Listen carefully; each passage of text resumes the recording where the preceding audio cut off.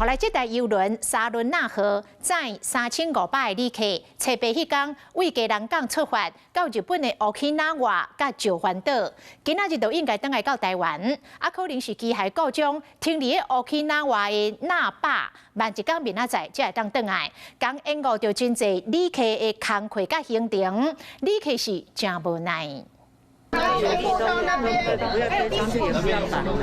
客拢客伫咧船舱的大厅讨论甲遮大声，原来是邮轮出状况。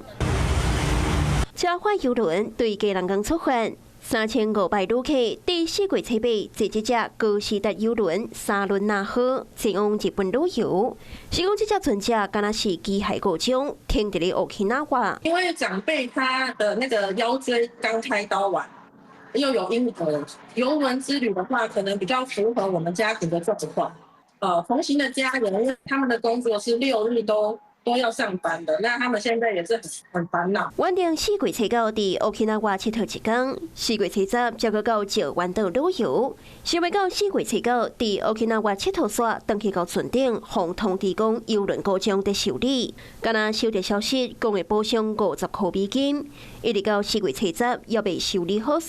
下晡5点开放游客落船佚佗，佮规定讲，伫做事前必须爱登去到船顶。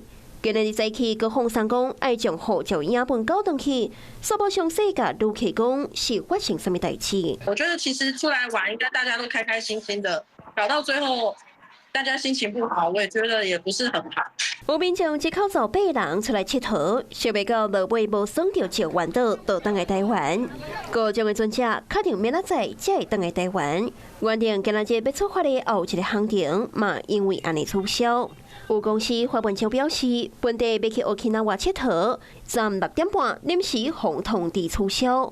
期待正久的员工旅游，就安尼乌有去，所有同事只好乖乖等来上班。 邮轮故障影响到3000多旅客，船方承诺将会提供每舱房100块美金的船顶消费的金额，作为游客该期的补偿。不过大家出来耍的心情，拢已经互拍歹了。